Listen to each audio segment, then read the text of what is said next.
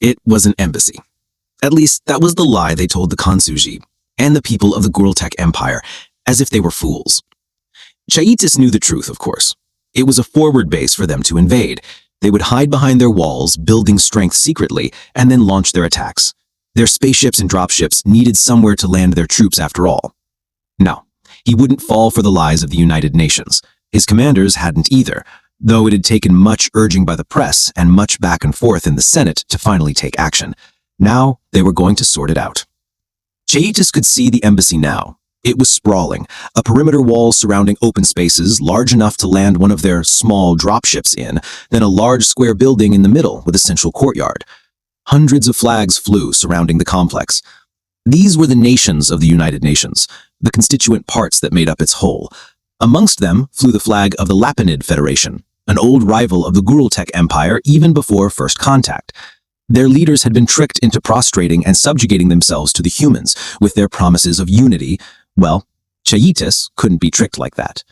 There was, after all, one flag that flew higher than the rest, a damned blue background with a white depiction of a solar system surrounded by some sort of native human plant.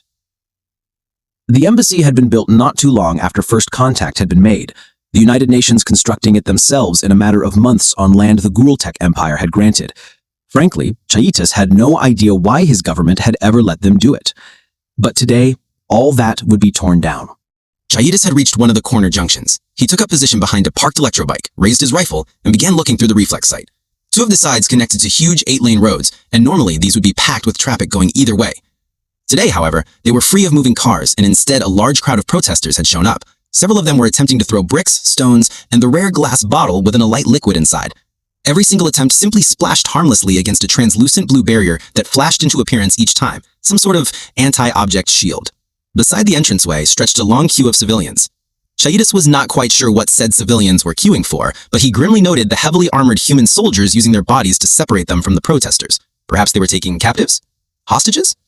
Whatever the answer, at the sight of Gurultek army units arriving, the queuers panicked, spreading in every direction for freedom. Chaitis could just barely see, through the crowd, more units arriving at the other junctions, sealing off the area. Right at that moment, a tank rumbled along behind him, swinging around its powerful 103mm main gun to aim at the human soldiers. The human soldiers did not respond with force, quickly retreating in good order through the entranceway. Chaitis noted several civilians had gone through the entranceway during the panic, while the soldiers escorted more inside mid-retreat. He dreaded to think what kind of tortures were being inflicted upon those already trapped in the complex. Chaitis watched the last human retreat through the doors. He found their body shape weird, all contained in one big vertical package. They looked like an ancient, extinct precursor species, a vile predator race that had prowled the prehistoric forests of Kansunjian, except these ones were smaller, not much larger than a Kansuj. Once, a human was being interviewed on a Lapinid television program. Watching the broadcast of Lapinid TV was of course illegal, given the whole Cold War thing, but practically the entire nation had tuned into it. Another guest, after getting somewhat flustered at the political ideas this human was expressing, had brought this resemblance up as a point of attack. The human, in response, rapidly pulled up a picture on the background screen of one of their own extinct predator species, a T-Rex, before declaring, "And you look like if someone glued my arms and an extra eye to one of these things, so let's not play the resemblance game, shall we?" Personally, Chaitis didn't see the resemblance. Gurultek army troops ran every which way, taking up positions. Several members of Chaitis' section smashed in the door of a nearby row house, charging in to set up a firing position from the window. The screams of the residents were loud, but after a few moments, they began emerging from the front door, where they were quickly directed away from the area. This was all for them and their benefit, after all. It was best to keep them out of the way. Some of the protesters had dispersed by now, evidently losing their mettle, but a sizable contingent remained, still hurling objects that disintegrated upon the shields. That was acceptable, so long as they knew to stay out of the way of the professionals. Gurultek army forces, back away from the embassy, lower your weapons. We do not wish to harm anyone, but we will respond with force if you open fire or breach the perimeter. I repeat, back away from the embassy. A loud voice blared from a loudspeaker in perfect Tolosi without even the hint of an accent. Of course, that was another of the human tricks, learning their latest praise language just to lure them in. That was how they had brought the fool Lapinids to heel, cowed the Benalian Republic, and had snuck their bases into Badilia under the guise of diplomacy. A staff truck pulled up nearby, several soldiers clearing a path as additional tanks and IFVs poured on past. Chaitis turned to see Brigadier General Hukwand clamber out, his aides rushing to deploy the field command post. Hukwand stepped up next to Chaitis' position, surveying the scene. "What's your name, soldier?" "Private Chaitis, sir." "Excellent work, Chaitis. Don't worry, we're gonna give these things the kicking they deserve." "Thank you, sir." As Chaitis responded, he saw a flit of movement on the rooftop. Looking closer, he realized there were multiple armored figures laying prone up there. Looked like snipers to me. The Brigadier General paused, taking out a pair of field glasses. He looked for a few moments, then grunted. So there is. Good spot, Chaitis. With that, the Brigadier General turned and headed for the field post. Another armored vehicle rumbled past, this time an engineering tank sporting a demolition mortar of immense caliber, along with a huge bulldozer blade on the front. The crowd of protesters began cheering at its appearance right as it parked up. The tank commander sat in an open cupola, machine gun at ready, waving to the protesters and the other troops. Another slightly less notable, but still important vehicle stopped next to it, an open-top lorry with loudspeakers on the back. After a few moments of setup, it sprang into life. This is Brigadier General Hukwand of the 43rd Mechanized Division. I have been ordered to terminate the diplomatic mission. You are asked to stand down your troops and permit entrance. You will not be harmed if you comply. Brigadier General Hukwand, I am Captain Xiao Wei, commander of this embassy's security detail. I may remind you that your government has failed to provide sufficient notice so that we can handle our departure. If this is what you wish, we will begin the procedure now, but it will take some time to organize and implement. All we ask is that you pull back your army and do not attempt to breach the perimeter. If you wish to inspect our departure proceedings, we can arrange that, but do not send your troops in. There was relative silence as the soldiers attempted to process what they had just heard. The members of the field command post began discussing with one another. Chaitis, appreciating that the Brigadier General's flair for being in the thick of the action, he could now listen in. Great, we got ourselves a lawyer here, one aide said. A captain? That's the best they could send? The disrespect. A brief glance from Chaitis revealed several of the other aides and commanders nodding at this statement. Likely a higher commander is on site. They're just keeping them hidden. Captain, you are asked to stand down. The termination will proceed. You are outnumbered and encircled. If you comply, you will not be harmed. Brigadier General Hukwand, we have made clear our terms. Do not send your troops to breach the perimeter. I feel honor-bound to inform you that I have notified my commanders of the situation, and they will be made aware should you attempt to breach the perimeter. Do not cause our nations to go to war for the sake of a week's delay on evicting us. Chaitis glanced at the Brigadier General. Hukwand put down the microphone he had been talking into, picking up his command radio instead. Red 1-1, prepare to breach the wall, non-explosive means. Load hash just in case. Gold 3, disperse protesters to avoid collateral damage. The engineering tank started to move as the small crowd of soldiers that had been accompanying it set about clearing protesters from a section of wall. Didn't want debris falling on anyone after all. Engineering vehicle, halt or you will be fired upon. The embassy speaker sounded once more. The tank stopped again, the commander evidently unsure what to do. Behind Chaitis, the field command post sprung into a flurry of activity, with the brigadier's voice over the radio cutting through it all. Chaitis figured now was a good time to actually ready his rifle, pulling back the bolt and allowing it to chamber around. All units, UN forces have demonstrated hostile intent. You are authorized to open fire. Repeat, open. The Brigadier General's last word was cut off by a torrent of fire from every rifle, machine gun, and pistol in the vicinity. At first, as Chaitis fired round after round from his rifle, they simply slammed against the same shield that had thwarted the rock throwers. However, it collapsed not long after, and the bullets began to smack against the embassy walls. The guards returned fire like spitting against the rain. There couldn't have been more than a platoon's worth on this side of the building, and yet Chaitis noted some of his comrades going down. Some screamed as they collapsed and continued to scream on the floor, blood rapidly draining. Others did not. Two of the tanks thumped out a shot each, a pair of decently sized explosions flaring against another bright blue translucent wall that had materialized an inch from the building walls. Clearly, they had thought to construct additional shields for such a possibility, using them solely to deal with the larger threats. There was a brief delay, both tanks presumably loading a second round, as their commanders let off long volleys of fire from the machine gun. Then two missiles shot up from the embassy's central courtyard, quickly pivoted in midair before plunging into a top attack on the tanks. In a split second, they exploded. One tank simply blew up, in much the same manner as the engineering tank had, but the other's turret was launched into the air, coming back down on a squad of soldiers sheltering nearby. Chaitis did not see anyone get up from underneath. Listen, we just want the fighting to stop. There are civilians inside, your people. There are civilians in the nearby buildings. Cease fire for Kolgarangarang's sake. Chaitis could barely hear the speakers over the sound of heavy firepower. He didn't care. Several of the rooftop soldiers were withdrawing now, and so he focused on them, firing round after round. Most went wide, a few hit, and pinged off their armor. So, his rifle wasn't even capable of downing one of these monsters? Great. Red 2-1, take out the speakers, Hukwand ordered, and one of the tanks fired a round from its main gun at a collection of speakers, annihilating it. As soon as it had fired, the tank rapidly reversed away in hopes of escaping. Then up came another missile, and it was only a few seconds before there was another explosion. Get me mortars on that courtyard, now. Aye, sir. Chaitis noted a small number of Goroltek running up to the wall, and beginning to set explosive charges. Several of their number were shot down in the process before they could get under the safety of the wall, the human snipers continuing to wreak havoc. By now, the rooftops had cleared, but that just meant the enemy was hiding in the windows. 4 mortars thumped in unison from somewhere nearby, their shells arcing up into the air and towards the embassy. Then there were 4 explosions in midair, causing a shower of debris. What was that? Enemy appears to have intercepted our mortar rounds, sir. Some sort of laser system. Then fire more rounds. Yes, sir. There was another loud boom, one of far too many this day, the ground shaking this time. Chaitis had instinctively ducked for cover, and when he looked back up, found that the soldiers he had seen earlier had successfully blown a hole through the wall. More mortars came screaming in, only to suffer the same fate as the first wave. Come on, we have a way through! A lieutenant shouted to his platoon, and together they surged towards the breach. Chidas could see the brief flashes of battle armor past windows as the defenders rushed to reposition. We've caught them on the back foot. They weren't expecting that. One defender, carrying a large shoulder-fired anti-tank weapon of some sort, ran out onto the grass and began aiming it at the breach. Chidas changed his aim, trying to pump round after round into them. Except he realized his gun was empty now. With panicking fingers, he ejected the magazine, grabbing a new one from a pouch and struggling to load it. Right as he was about to pull back the bolt, the platoon began charging through the breach. Boot after boot sprinted across the rubble, and through the brief gaps between soldiers, Chidas could see rounds hitting the lone defender. Then the defender fired. A storm of flechettes ripped through the platoon, instantly causing them to collapse. One of the flechettes rocketed past Chidas' face, narrowly avoiding taking out his leftmost eye, before it went on across the street to embed itself in a wall. There was a horrendous screaming from the pile of wounded and dying Konsujak now left where the breach had been. Chidas whipped his rifle back up, now fully loaded and ready, bringing it to bear on the defender as they began running and fired. 1, 2, 3, 4, 5, 10, 20 pulls of the trigger. It all blurred into one continuous stream of lead. The defender finally staggered, then collapsed onto the grass of the embassy. Blood, red blood began appearing, blotting the ground. Finally, some success, and that was what their blood looked like. A smoke grenade landed in the breach, seemingly tossed by the defenders. In a few moments, the thick blanket of smoke was rapidly spreading, yet the fire of the defenders did not slacken for an instant. Chidas briefly spotted one defender dragging the wounded soldier out of view. Chidas fired a few more rounds trying to down this monster's rescuer, but with no luck, firing blindly into the thick cloud. Once again, he realized he was out of ammunition. He ducked back into cover to reload, right as a pair of rounds came flying his way, narrowly missing him. They signaled that I was the one who downed their comrade, Chidas thought to himself. Then they shot almost perfectly through smoke. Then there were 3 more bullets punching through the thin protection of the electrobike, just slightly failing to hit him. It was rapidly becoming clear just how wide the gulf in technology was here. Chidas had a semi-auto rifle, and just his fatigues. The defenders were communicating targets effortlessly to one another, firing bursts of armor-penetrating rounds through his cover, and shooting down mortar rounds mid-air. There was no way this was just an embassy protection force. No, there had to be more to these defenders. This confirmed the very suspicions that Chidas had from the start. This was their base of operations for launching an attack from within the city, of course. But right now, he had to move from this cover. Chidas got to his feet, retreating at a sprint for the cover of a nearby house. No bullets chased after him this time. Clearly, the defenders had better targets.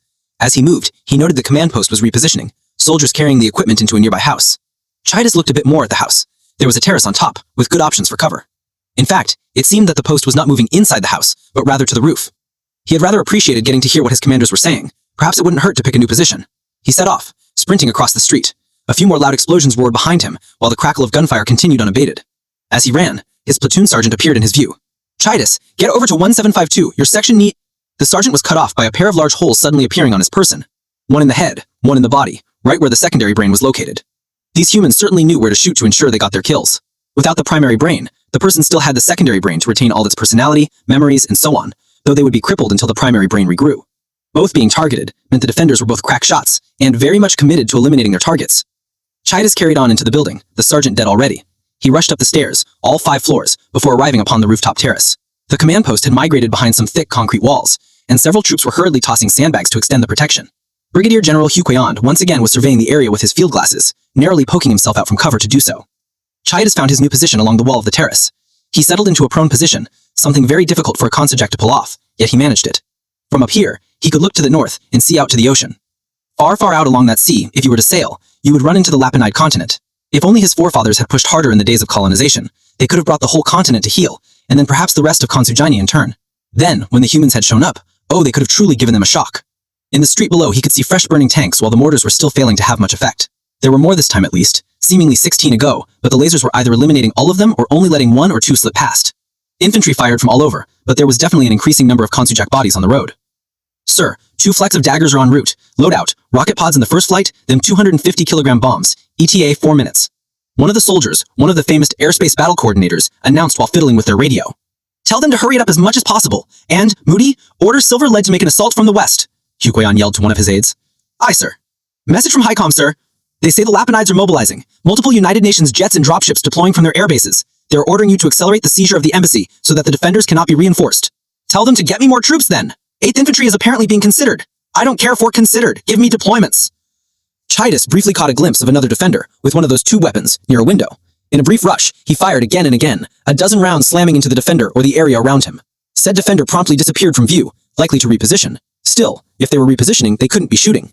To the far side, the west, he could see a surge of infantry advancing upon the wall. Machine gun rounds responded, dropping many for good, while forcing others to duck for cover. This time, however, explosions began to rip amongst the cowering attackers. The defenders were now launching grenades into the mix, using them either to kill or disperse the Konsujak.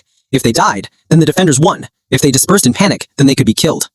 Some ran up to the wall and out of Chaetus' sight, presumably hugging it for safety or attempting to set charges. Then, Chaetus saw hand grenades being thrown by the defenders over the wall. These must have torn through the huddled soldiers. It could not be good down there. A roar from his rear, the east of the embassy, caused him to once more look about. It was 4 Dagger fighter jets, lazily named so because of their shape, and they were flying disturbingly low, just 20 meters or so up. Chaetus could see the bulky rocket pods under their wings, and yet they did not fire. Instead, they continued their course, passing directly over his head in a finger four. Chaetus swore the co-pilot of one aircraft waved to him. Then they were off over the embassy, carrying on into the distance. What the hell was that? Why didn't they fire? Brigadier General Hoykund demanded an explanation loudly as Chaetus watched the jets begin to curve around for another pass. Behind, he could now hear the second flight coming in. Had to abort the run, sir. They're coming around for a better angle. These 4 were carrying bombs, and by the brief glimpse Chaetus got, about 12 each. As they rocketed over the embassy, they scattered their payloads, small tail fins deploying to slow their descent enough for the planes to get away. This, of course, opened them up to easier targeting by the defenders' laser systems, yet there were just too many targets for them to succeed this time. A pair of missiles rose up after the jets had passed overhead, chasing after the bombers. In a split second, both hit their targets. One Dagger exploded in midair, causing a rain of debris upon nearby buildings. The other shuddered as its tail disintegrated. It quickly disappeared out of Chaetus' field of view behind some taller buildings, but he could see it did not have long left. Now, the bombs detonated, causing a miniature earthquake amidst the tremendous roar. Debris was tossed into the air left and right, and the firing briefly stilled as all involved parties tried not to be thrown off their feet. Good effect, good effect. Tell HiCom to get another flight of them in soon. Yes, sir. Chaetus heard another loud boom off in the distance. The wounded Dagger had presumably lost its battle with gravity. First flight is coming back with the rockets. Staggered assault, one after another. Good, good. Hoykund grabbed his radio. Gold lead, move in when the Daggers finish the bombardment. I don't care, take Blues troops if you need to fill the gaps. We need this embassy in our hands now. Second flight is reporting detection of odd objects and general difficulties with their radar, sir. Appears the enemy may be subjecting local radars to electronic warfare. Chaetus could see the Daggers readying for the next wave of the attack. All 4 were in a racetrack pattern off in the distance, the leader breaking off for his run. The plane sped towards the embassy and began firing. Unguided rockets rippled from the wing pods, too fast to count, long, slender pencils of death. The Dagger's cannon joined in, firing angry red tracers into the embassy. Explosions rocked the wall one after another, shaking it apart and sending chunks of concrete flying like shrapnel. Then, the Dagger pulled up, narrowly avoiding crashing. No missiles came up to greet it this time. Perhaps the defenders had finally run out of ammunition. Another came in, repeating the process and battering a different section of wall. Their leader had now gone to circling overhead, while I could see the remaining 2 carrying on the pattern loops. One of them broke off, now its turn to launch an attack. Something came screaming in from the direction of the sea and heading right for the now descending Dagger. I couldn't get a good enough look at it. The object was clearly well in excess of the speed of sound several times over, something especially evidenced by the roar it generated as it did. The Dagger broke off its attack run and began dumping flares, but it only managed to launch a single pair before the warhead of what was now clearly a missile detonated, spraying high-velocity debris over the offending aircraft. It didn't stand a chance, instantly disassembling and careening out of the sky. By my vague recollection of the city's layout, the nose section was going to come down in a small park, while the debris cloud just scattered itself across any nearby houses and exploded. Before there was any opportunity to contemplate, 3 more missiles came in. This time, the Daggers, having slightly more warning, had turned their tails to the missile and began to run. Gunning their engines to maximum, definitely exceeding the legal or even safe speeds over a city, they dove, somehow managing to go even closer to the rooftops than their attack runs. Deafening booms rolled over the city, rattling everything as the pilots desperately tried to escape the oncoming missiles, spraying chaff and flares wildly. It was not enough. 3 missiles, 3 detonations, 3 exploding planes. There was silence in the command post for several seconds. Tell Palcom they need to get emergency services to those crash sites. Palcom was the command responsible for the city's defense and general security. Those crash sites were now aflame, jet fuel, ammunition, and surviving rockets joining into a mess of explosions and chaos that would quickly cut through anything in its way. Yes, sir. Second flight is attempting to locate the source of the missiles, sir. They say they can't see anything on radar with all the jamming in the way, but suspect it might be something out in the ocean. Wait. The airspace battle coordinator paused for some time. Second flight have been destroyed.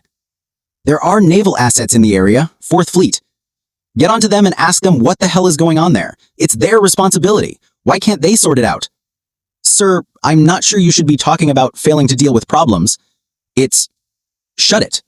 Chiitis didn't need to look to know the glare coming from Huyoken would be so powerful as to effectively dissolve the aide on the spot. Gold Lead wants to know if he should abort the attack, sir. Fourth Fleet has been attacked. Both nuclear cruisers are sinking, carrier is gone, all but one destroyer sunk. Lapinid forces have crossed the border into Kurotis in force. Kurotis was an overseas territory on the continent of Lapinid. Its presence as a colony had eternally been a source of tension even prior to the UN's arrival. If the Lapinids were crossing over, this truly was an all-out war. Sir, Gold Lead. Oh, hold him for a few minutes. Get all red assets in place. It's now or never. Does anyone know what is going on anymore? I think we're at war with the United Nations now. More explosions rippled across the western road, the defenders launching another volley of grenades. Chiitis took a special notice of how their grenades seemed precisely to detonate in midair, right where it was best to cause an airburst.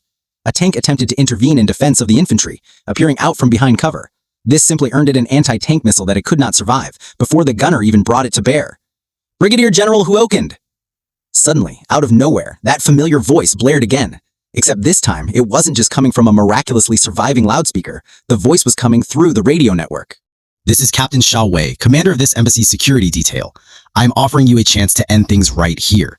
As of this moment, there are a pair of FA-45s in close proximity to us, waiting to dump missiles onto your headquarters.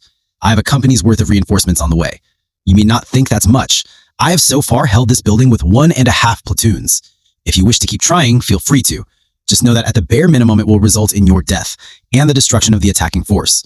If your government are smart, the war will end there. If not, my commanders will keep obliterating your armies until someone on your end has the good sense to turn the war off. Stand your troops down, and we can both set to work handling casualties. There was silence. 1.5 platoons? That was all it had taken to hold the embassy? Brigadier General, you may think you have time to ponder. You do not. My commanders have sent a large quantity of bombers against your country's 1st and 2nd fleets. They will reach firing range in 1.5 minutes. Stand down now, or 15,000 more of your countrymen will be in the water. Another minute after that, and Dredovic Air Base will be leveled. Hugo Land did not say a word. He paused, completely still. Several of his aides took this opportunity and ran, hoping to survive any missiles that may be coming their way. After half a minute of this, he finally picked up his radio. All units, cease all offensive operations against the embassy. Pull back and leave a 500-meter separation. I repeat, cease all offensive operations. There were too many craft in the air to count now.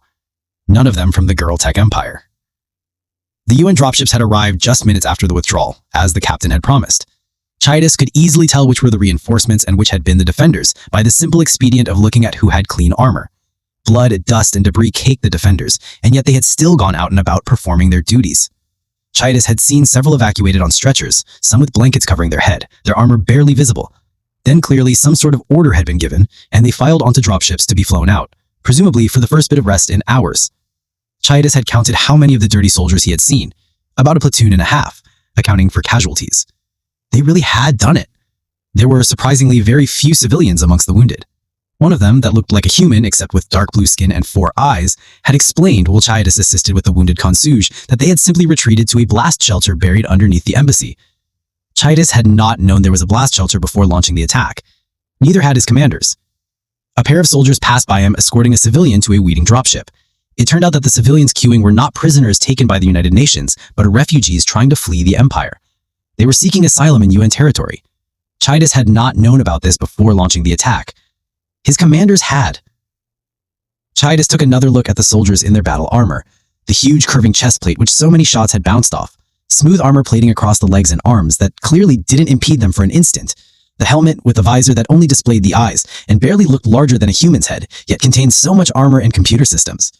It was, he reflected, no wonder these people had performed so well. Frankly, he suspected that the embassy's defenders could have marched on the Senate if they so wanted, without anything in the city being able to stop them. But of course, they had not. His commanders had projected their ideas of what they would do onto these people, and he had been too foolish not to see through it. The press had not swung the politicians and then the army around to the idea. The politicians and the army had swung the press. In one great big performance he had happily swallowed. Another craft, about the size of a Girl-Tech army helicopter, flew past overhead, its marking suggesting it was just another medical transport. He had heard it called a US-22, while the larger ones, the size of a cargo plane that did not land, were the US-15. Other US-22s had brought military firefighters that had deployed across the city to respond to the blazes caused by the downed daggers. Allegedly, at least a few of the 15s had spent the last hour touching down at the now-closed civilian airport, offloading all sorts of vehicles. He figured he should probably get to know those vehicles' names next. There were a lot of rumors. Some of the wounded Consuge soldiers were making wild claims about a whole battalion's worth of soldiers being killed by the airstrikes and the humans covering it up, or that saboteurs in the ranks of the Girl Tech Empire are to blame for it all.